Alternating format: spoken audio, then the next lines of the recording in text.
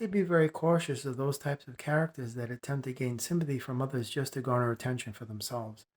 These are clearly malignant narcissistic tendencies. You have to be very cautious with these types of individuals because they're very unstable.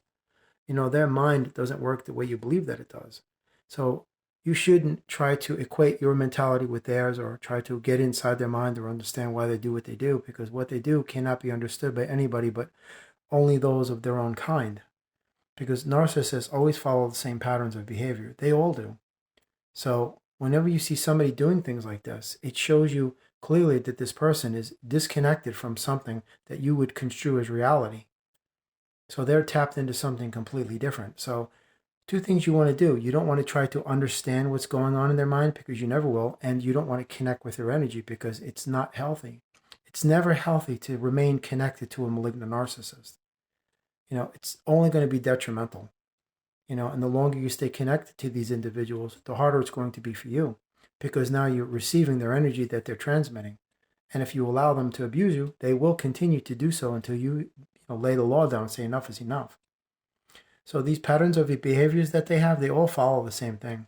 They have trigger points and everything else, and they're all basically the same.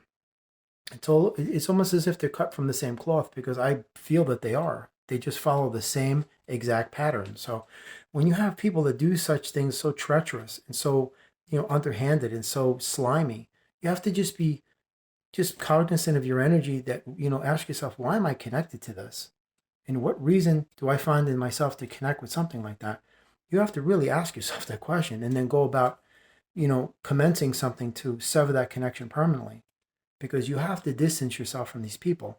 Because check this out. Everybody's your teacher.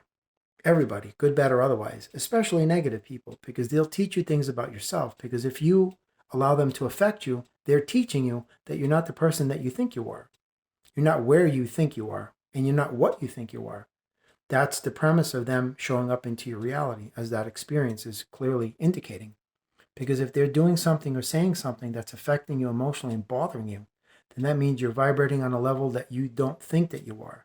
Because they're getting you to realize that by bringing that out in you, that you probably have suppressed or internalized. So in that sense, they are your teachers. So allow them to be your teachers in those moments and say, thank you, universe, for teaching me that I'm not the person that I thought I was. So I still have to do the inner work. But again, do not remain connected to these people because no good comes from it. Because once the lesson is taught and you've not only learned it, but you've applied it and implemented it, then it's time to move on. But if you fail to apply that lesson to your life and implement it in your journey, and you've only learned the lesson, then it's a lesson lost, then it's a lesson that will be retaught again. Because what I'm trying to say is that when you go to school, let's say you want to be a doctor, and you go 4 years of college, 8 years of medical, you do your internship and all that, whatever, and then that's it, I don't want to do it anymore. And you just, right at the last moment, you just pull out and you just want to be an auto mechanic or work at 7-Eleven. Then all of it was for nothing. Because you didn't implement those lessons in your life and apply them to your journey. You just learned the knowledge and did nothing with it. And some people don't even go for internship. They don't even get that far. They study, they take the courses and the tests, and they do all the stuff right up till they get to that point. Boom, they bail out. For personal reasons, I don't. Sometimes it's fear, lack of money, I don't know. But it doesn't make sense to have these people teach you things and you learn them and you're not applying these lessons to your life. The way the universe works is simple. The universe will teach you things constantly about yourself, about others, about life, about everything. It's up to you to have the discernment to see what's valuable enough as far as what I want to assimilate and what I don't want to assimilate, because sometimes things aren't meant for you. Not everything means something in your journey. So when this happens, you have to embrace what resonates and discard the rest. Absorb what is useful and leave the rest there. So in that sense, you have to allow the universe to make you aware that you're carrying things that are not good for you. So you have to rectify them and modify them until they are something viable. But if they can't be repaired, they have to be replaced. But the one thing you don't want to find yourself doing is having the universe keep teaching you the same thing again and again that you're not applying to your life, that you're not implementing in your journey, and that you're still remaining connected to these malignant narcissists. Because once they teach you that initial lesson, apply it to your life, implement it in your journey, and move on and cut them loose. Because other than that, then you're just a masochist. Then you're just a glutton for punishment. And you don't want to be in that situation because they'll just keep abusing you. I see this all the time. So that's why I say, you have to learn to have discernment in these situations. You love yourself enough to say enough is enough, and I'm not going to be in this anymore, no matter who they are. It could be a family member, a friend, longtime partner at the job or whatever. I don't know, college buddy, who knows? They don't have the right to do that to you. And it's not your energy to own their mentality. It's their energy to own, not yours.